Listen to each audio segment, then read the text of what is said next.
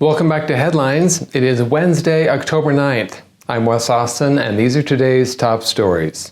Kamala Harris was on The Late Show with Stephen Colbert, where Colbert gave her a chance to redeem herself after her appearance on The View. As you may recall, the ladies on The View asked Kamala how she would be different than Joe Biden, and she said, "Nothing comes to mind," which ended up going viral. So here is Colbert giving her a second chance. You are a member of the President's administration.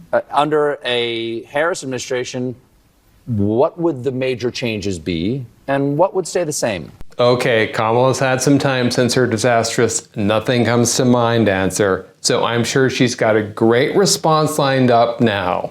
Sure. Well, I mean, I'm obviously not Joe Biden. I noticed. And so I don't know. "I'm not Joe Biden" is exactly the kind of thing that Joe Biden would say. "I'm not Joe Biden"? That's the best that you could come up with? You could have given him some specific differences on how you're different than Joe Biden, like, "I can stay awake during interviews," or "I don't have a hair smelling fetish," or "I can exit a stage by myself." Okay, maybe she's gonna follow that "I'm not Joe Biden" with some specific policy differences. I'm sure she's going to say something substantive. Okay, she's going to be different than Joe Biden because... I think it's important to say with, 28 days to go, I'm not Donald Trump. Yeah, we can tell by the ratings. Maybe her "nothing comes to mind" answer on The View wasn't so bad after all. While a professor from the University of Kansas was lecturing, he basically said that men who don't vote for Kamala Harris should be lined up and shot. This professor is clearly a fan of the Vote or Die campaign. Guys are smarter than girls. You got some serious problems. That's what frustrates me. There are going to be some males in our society that will refuse to vote for a potential female president because they don't think females are smart enough to be president. We could line all those guys up and shoot them. They clearly don't understand the way the world works. Did I say that? Scratch that from the recording. I don't want the deans hearing that I said that. Scratch that from the recording? Too late, Professor. The internet is forever.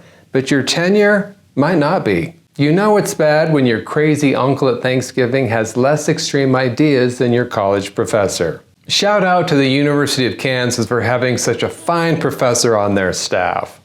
So if someone does get shot, what entity should people name in the lawsuit? Just University of Kansas, or is there a holding company? Can you guys do us a favor and put it in the comments? That'd be great. Thanks. Line up all the men who won't vote for Kamala in front of a firing squad.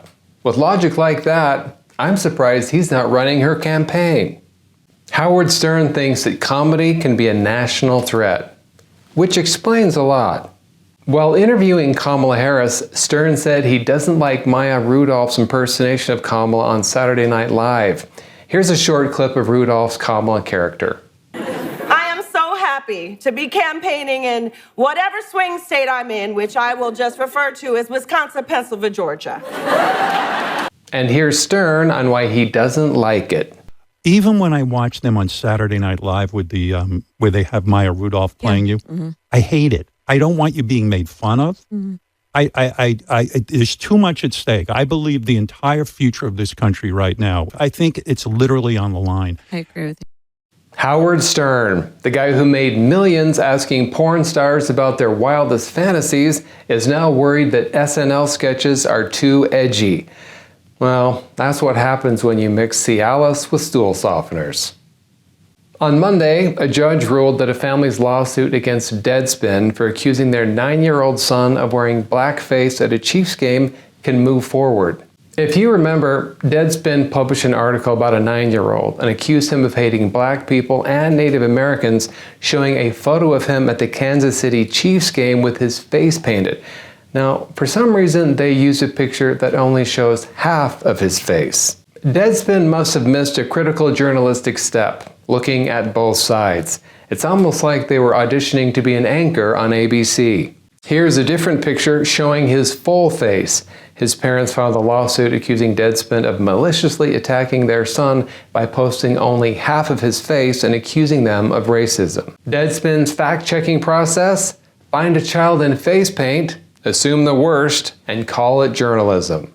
On Monday, Judge Sean Lugg denied Deadspin's motion to dismiss the lawsuit and agreed that the blog shared provable false assertions as facts rather than opinion.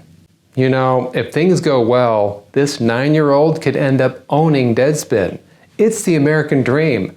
Go to a football game, get falsely accused of racism, and walk away with a media company. Thanks for watching Headlines. I'm Wes Austin. Good night.